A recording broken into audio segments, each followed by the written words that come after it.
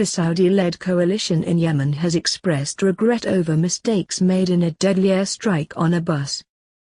More than 40 children were killed in the strike in a market in northern Saada province on the 9th of August, drawing international condemnation. In a statement on Saturday, the coalition pledged to hold those responsible for the strike accountable. However, its spokesman maintained that the strike had targeted a well-known Houthi leader. Ending Yemen's never-ending war. Yemen crisis, who is fighting whom?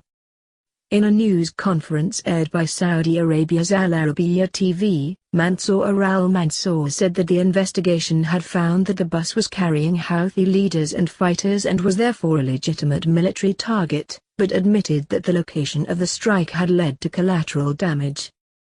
A statement carried by the Saudi state news agency SPA on Saturday said, "The Joint Forces Command of the coalition expresses regret over the mistakes, extends its sympathies, condolences and solidarity to the families of the victims." The coalition said it would coordinate with the Yemeni government to compensate families of victims and would also review its rules of engagement. The coalition insists it never deliberately targets civilians, but human rights groups have accused it of bombing markets, schools, hospitals and residential areas. Earlier this week, the coalition rejected the findings of a UN report which said that war crimes may have been committed by all parties in the conflict.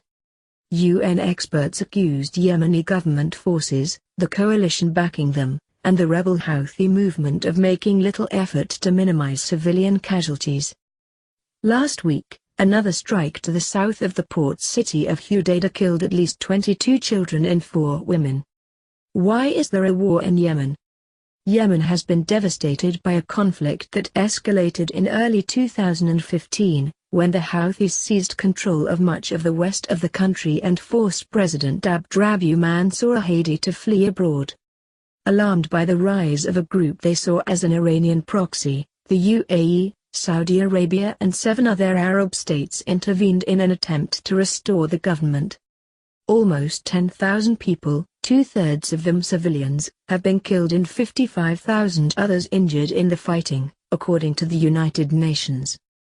The fighting and a partial blockade by the coalition has also left 22 million people in need of humanitarian aid, created the world's largest food security emergency, and led to a cholera outbreak that is thought to have affected 1 million people.